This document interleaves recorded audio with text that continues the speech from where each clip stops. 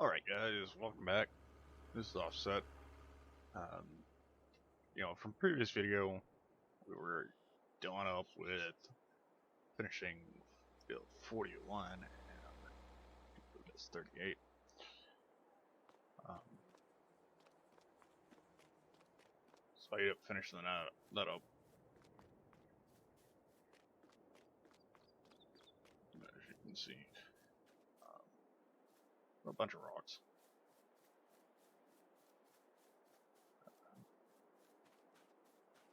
Over here too. This field is done up.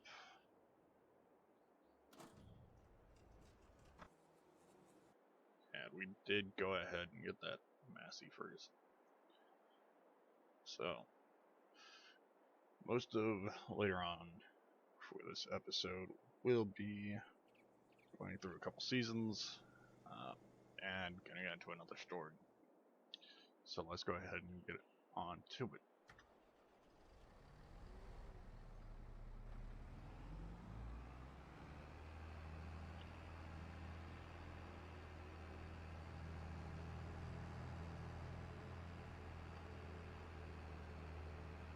So I was trying to think of what stories I wanted to tell you guys today, and the majority of what I was thinking of is I've had a couple gruesome medical stories that come to mind. So with being a security lead, security supervisor, we're in charge of the whole casino. Doesn't matter what part of the casino it is, if it's out by our borderline or our property line, or if it's in closer. What tires do I get? Regular tires. It's all ours to deal with. So anybody that's on said property line or on said property is our responsibility, and their wellness is our responsibility also. Nice field of oil. Oh. So so we have to be a part of every medical, and it's for insurance purposes. Then we have to go write a report on what happened. So I've had quite a few old people just follow OHRs, and I get called for an emergency medical. Well, that's just an old person. They've got terrible bowels. So it happens.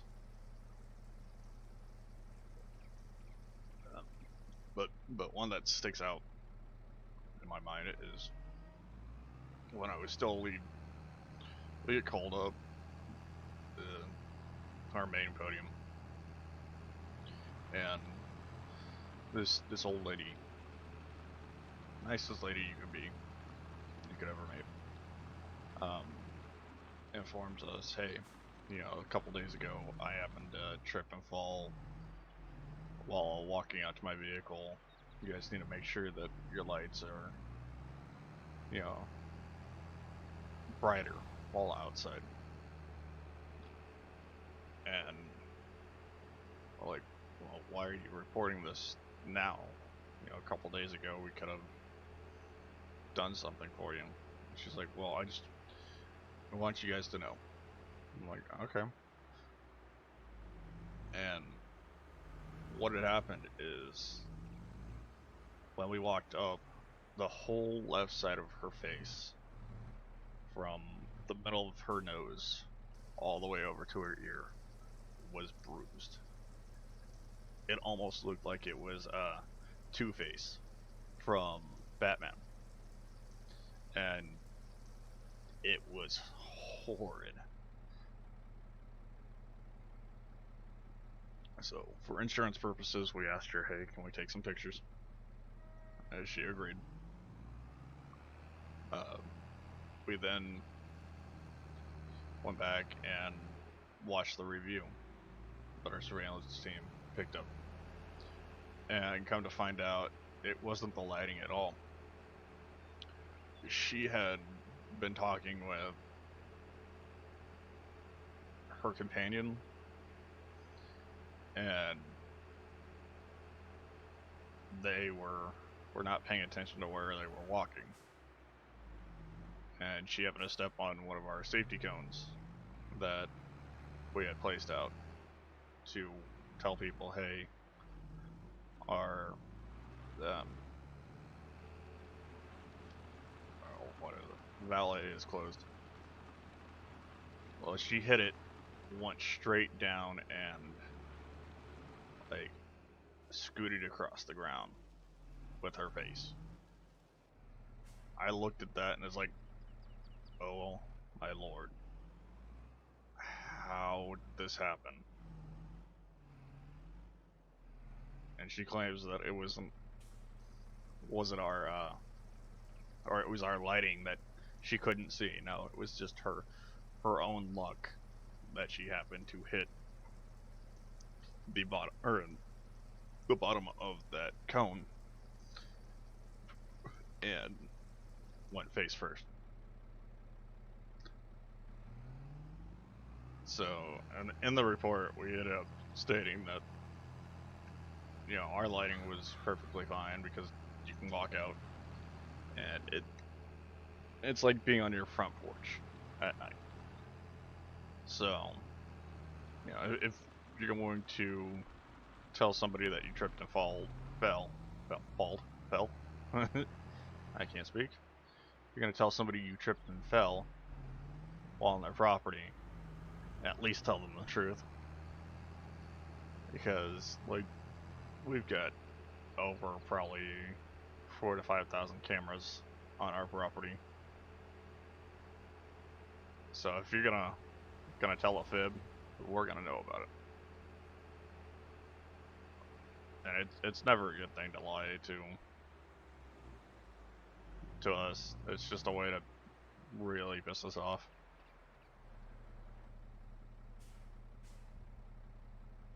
So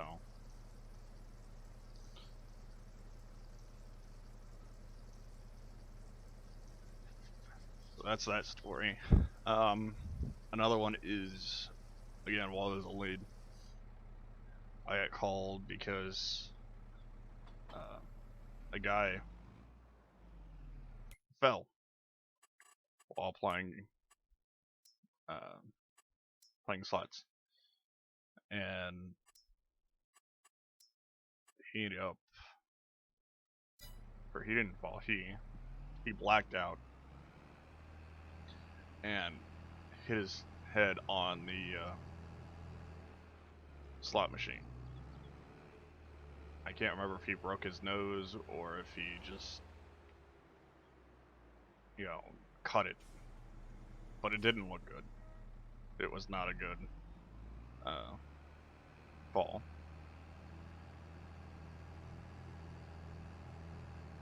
I've seen something. Yeah. Missing a front loader. So we get up. He's laying on the ground, kind of passed out, kind of not.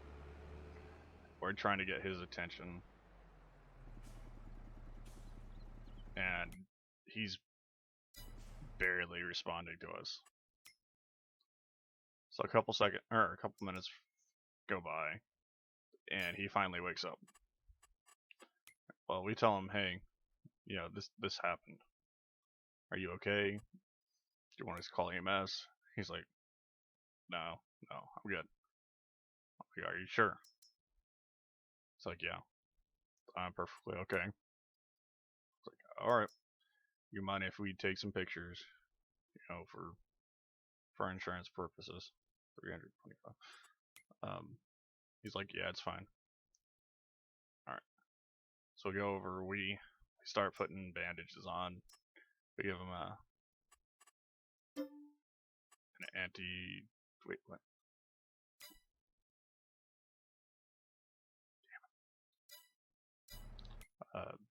antibacterial wipe and stuff like that. And a couple minutes later, he's back on the gaming floor. Well, he does the same thing again. Passes out, hits his face. We come running up. He's having issues. We pick him up again. This time we call EMS. His wife's like, I don't know what's going on. This never happens. Like, did he drink anything today? She's like, yeah, he's been having a bunch of alcohol and said several things of water. Okay. Maybe it's something else. I don't know. EMS comes up. We find out later he's got he hadn't been taking any water, and he had just been drinking constantly for like 6 hours, and he was a diabetic. So it's never a good thing to lie to us. We'll find out.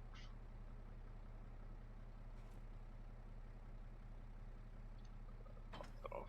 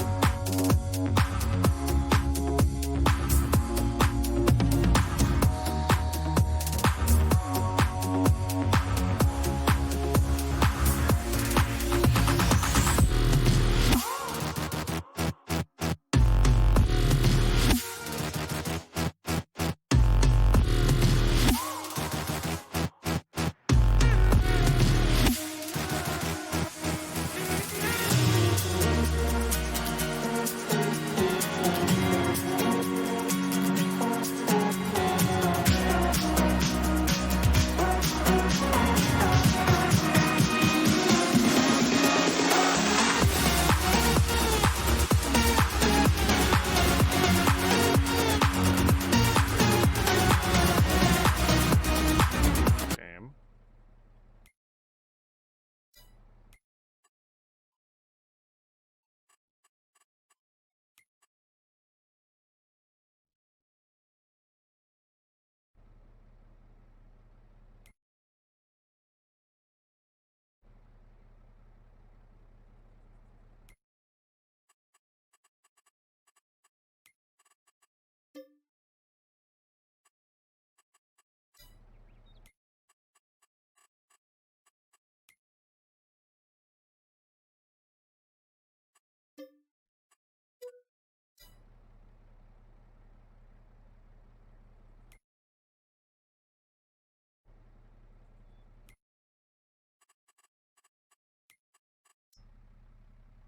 I broke the game.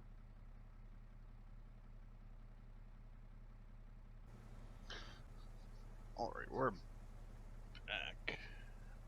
After a couple hiccups, you know, we finally got back. Don't look at the money. I'm going with, we had a grant given to us from the government because of the issues we had earlier. So that's why it's that much. We're actually not going to be using that. We're going to be using what we originally had. So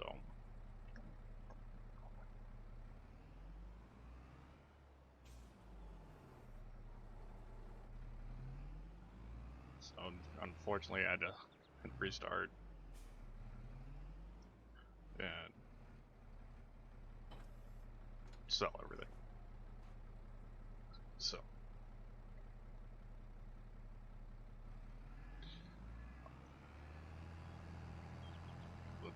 go back and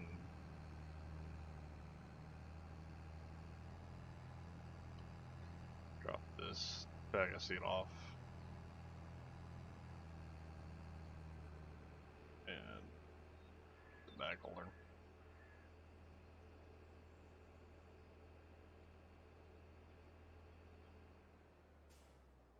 And get the seed.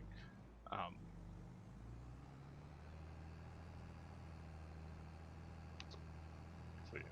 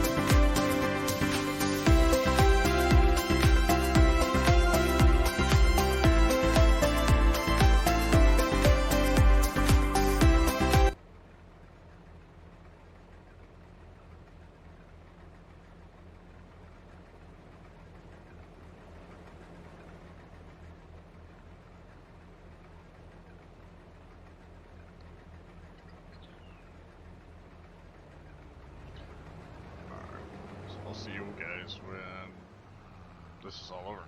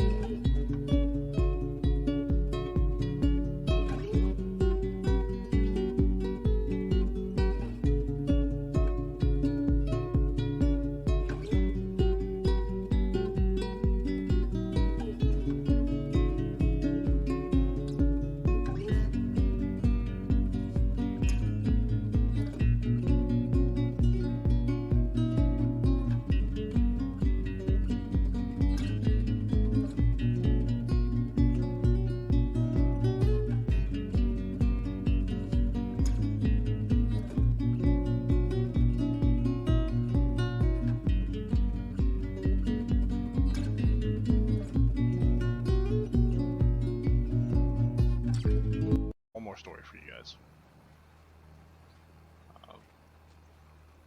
So we do it though. I want to say a bunch of interesting people. One such just happened actually quite recently. So I get called by a slot supervisor. You know, they think that they might have possible impaired patron on a gaming floor. So I go up. They tell me it's the guy in front of me, in front of the cashier's cage, and they're saying, you know, this guy's looking a little worse for wear. You know, he's spilling his drink. He's fumbling everywhere, and you know, he just doesn't look like he's supposed to be here. I was like, okay. So I go up. I called my surveillance team. Like, hey, I'm going to be asking this person to leave for showing signs of impairment.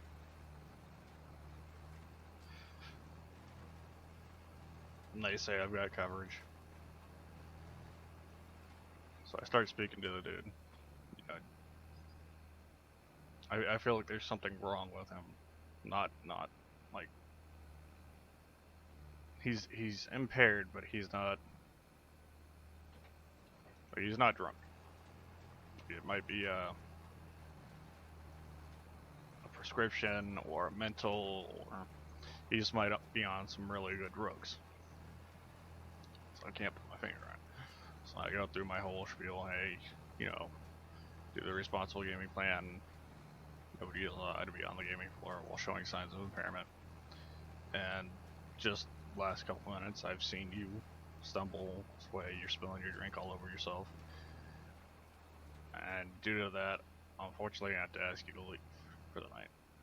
It's only a 24-hour ban. And he's just like, wait, I've gotta, he can't get his words out, and he's like, I've got a frontal lobe cortex injury. He takes off his hat and he shows me the right side of his head. I'm like, I still don't, like, if you've got an injury, you've got to have some type of paperwork. Something proven that if you go down, you know, we have to call EMS, this is what happened. You know, you can't have this. I told him, hey, you gotta have it. He's like, well, you know, what if I went out and got the drugs out of my vehicle? And it's like, dude, that's still a form of impairment. It's like, well, what if I call my lawyer and he talks to you guys? Like, whoa, you brought up your lawyer, we're done. You're asked to leave now. He's like, but this is embarrassing. Like, we're done with this conversation. See, when anybody brings up legal action, we are done talking, because it's it's kind of like plead the fifth type deal. Oh, I changed. And any further, you know, reasoning might give them more leverage against us. So you say you're gonna call your lawyer, we tell you to leave. So he's like, well, can you walk behind me, because this is kind of embarrassing. I was like, yeah, I'll walk behind you. I'm still asking you to leave. And, you know, when I get him off the gaming floor, I notify my surveillance, you know, 10-100. 10's my radio ID number. X person is off the gaming floor. He does not state if he had a safe ride or not. So we say that because we're not held liable, but we are legally obligated to contact the correct law enforcement if somebody leaves our property impaired. And the person that was watching goes over the radio. Well, was he deemed impaired? It's like 10-4, right when I started. So, later on I get informed that the guy ended up driving off our property onto the turnpike and headed northbound with an expired 60-day tag, no driver's license, and quote unquote a frontal lobe cortex injury. Now, you can have a frontal lobe injury, and that means that you have either hit your head hard enough that there has been possible brain damage, and they go in and they reconstruct part of it. And you were supposed to have a specialized person with you at all times until you are rehabilitated into society. But you are not supposed to leave that person's side. It's like the mentally handicapped people. They have a specialized personnel with them at all times. So I knew there was something off about this guy, but quote unquote a frontal lobe cortex injury. So people keep giving me shit about that because it's like, hey, it's just what the guy said. Like, he might have an injury in his head, but I can guarantee you it's not the frontal lobe cortex. So I thought you guys might like that.